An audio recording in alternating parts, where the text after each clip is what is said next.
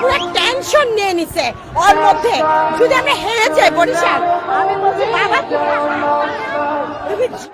ছেলেটা খেলা নিয়ে একদম টেনশন করে না, টেনশন করছে তোমার এই অশ্লীলতার কারণে। হ্যাঁ, ছেলেটা পুরা খেলার ভিতর টেনশন করছে, কারণ তুমি পুরা খেলার ভিতরে এরকম অশ্লীলতা করছো মাঠের ভিতরে, ঠিক আছে?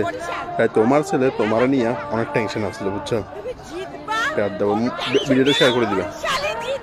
আসসালামু আলাইকুম। ফরচুন বরিশাল ফাইনালে দিচ্ছে বিপিএলে, কোনো সমস্যা নেই। তবে নির্লজ্জের মতন এই মহিলাটা যেভাবে নাচতেছে, তার ছেলে মানে কতটুকু যে লজ্জিত আপনার সাথে একটু ভিডিওতে দেখেন।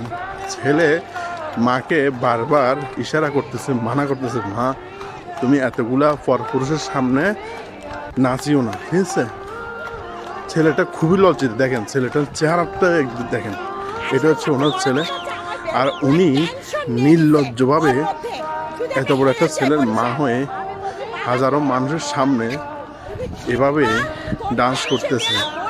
ছেলেটা খুবই মানে লজ্জায় মানে ভেঙে পড়ছে মায়ের এরকম অশ্লীলতা নাচ দেখে। আমাদের সমাজে এখনো বহুত নারী আছে যাদেরকে ছেলেরাই দেখতে পারে না। ছেলেরা এই কারণে দেখতে না, মায়ের যেসব কাণ্ড কীর্তন মানে দেখাতেছে তো হাজার হাজার মানুষের। জানি না ছেলেটার মনে আসলে কতটুকু দুঃখ এই মায়ের এই নাচটা দেখে হাজার মানুষের সামনে। অলরেডি এটা তো ভাইরাল হয়ে গেছে।